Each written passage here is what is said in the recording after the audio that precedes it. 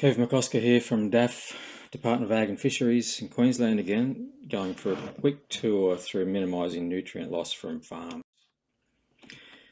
So like sediments and pesticides, the loss of nutrients from farms is driven mostly by water and where it goes. Like pesticides, the amount of nutrient loss is proportional to the amount that's present. Loss of nutrients happens, it's the rate we can influence.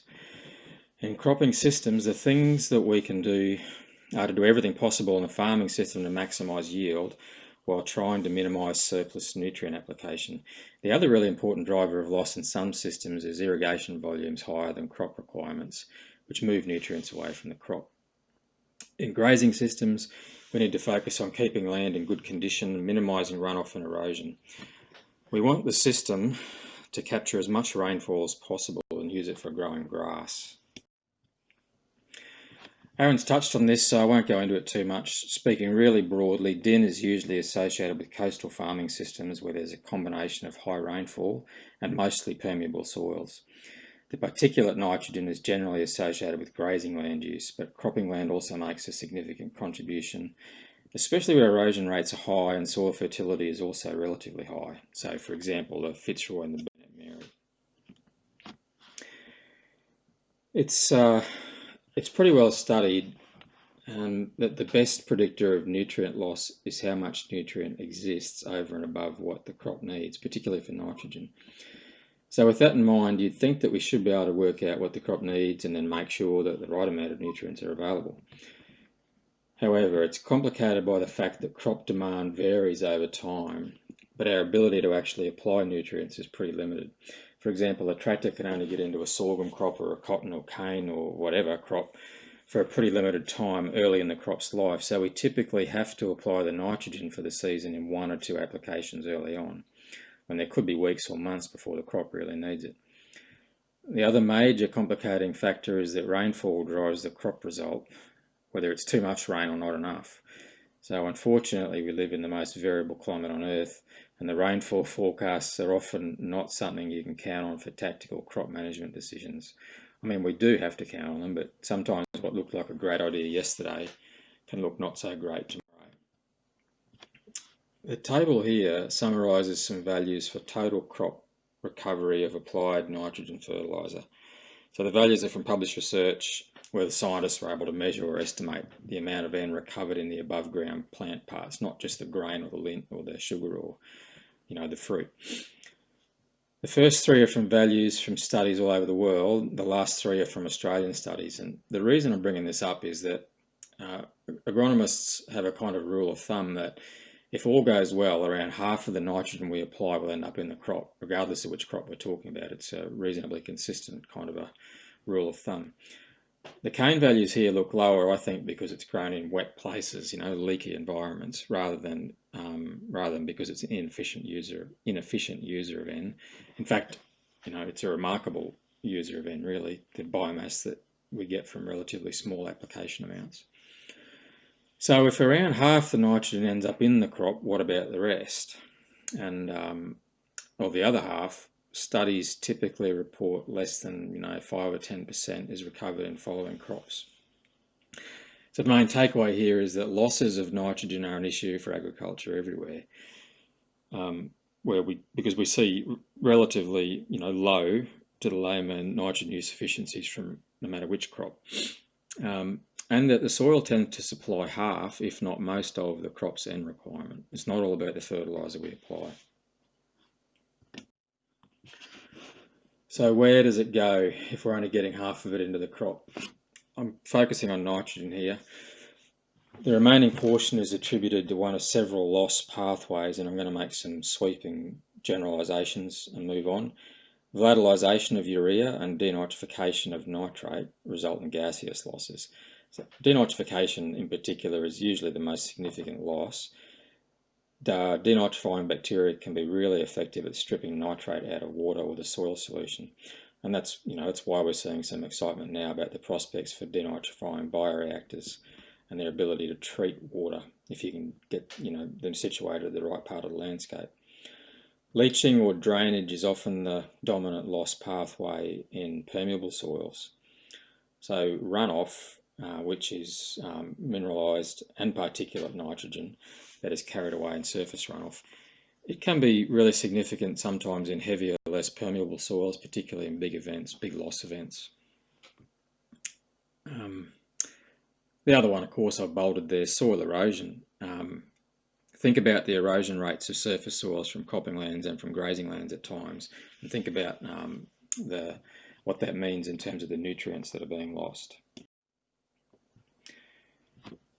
So why did I spend time talking about that? I guess it's because the variable loss pathways, particularly for nitrogen, and our inability to predict which one will matter the most in any given season or month within a season, those things introduce a lot of uncertainty to any nutrient planning process. So often we conduct plans and they look great, and then it doesn't work out the way we think it did or it should have.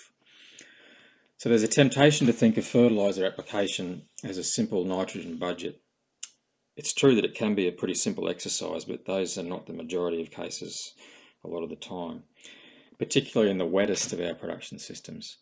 The principle here is that there's a process of working through how much nitrogen you're likely to need and how much nitrogen you can expect to mineralise in the soil and become available to the crop. Then there are decisions to be made which are influenced by your own personal attitude to financial risk. And the fact is that for the higher value crops, it's understandable that it can be considered less risky to supply a bit more nutrient than might be required, because the nitrogen fertiliser cost is not usually one of the big costs. Because the climate is so variable, we can't be sure about when a good cropping season is going to eventuate. So the low risk financial play can be to make sure there's going to be more than enough. For this reason, I think that nutrient management planning should be seen as something that should be undertaken by people with adequate skill and experience, particularly in the marginal climates. And when I say marginal climates, I mean both the dry and the wet extremes. So I've mentioned the importance of an objective nutrient management planning exercise that considers the unique risks for each situation. There are some other things we can do. When it comes to trying to achieve synchrony between crop demand for nutrients and when we can actually make them available, split applications can reduce the risk of loss. This means a smaller early application usually, and then a larger top-up application later before the crop gets too big. There's risk involved though, because sometimes you just can't get back into the paddock due to wet weather, and the opportunity can be lost, leaving you with an under-fertilised situation.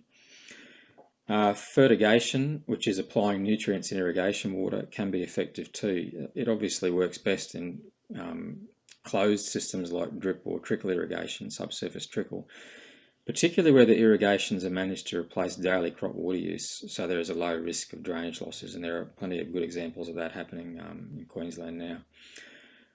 Enhanced efficiency fertilisers, unfortunately I just don't have time to go into them today. They're pretty exciting development, but we're still learning how best to use them in a cost-effective way for the grower. So, moving on. Addressing nutrient surplus carefully is important. However, there's a limit to how much improvement in loss we can expect to see through targeting surplus alone.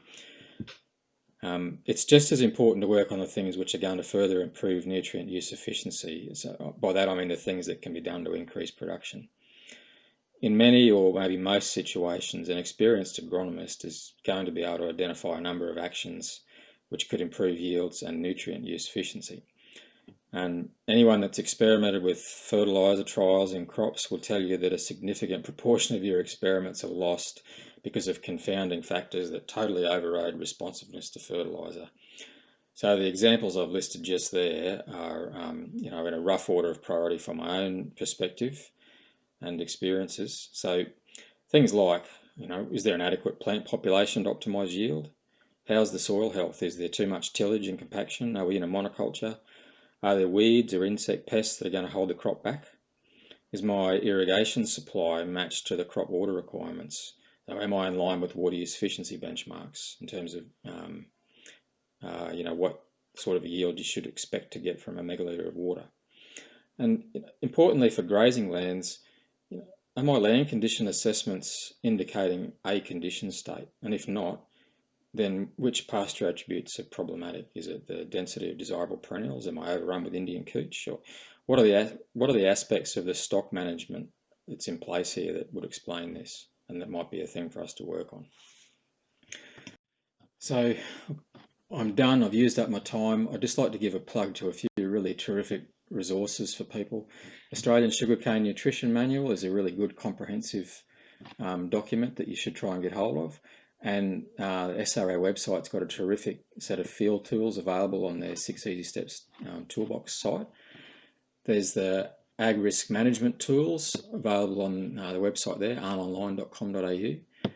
Covers fallow management, water accumulation, nitrogen, phosphorus as well. Terrific resource.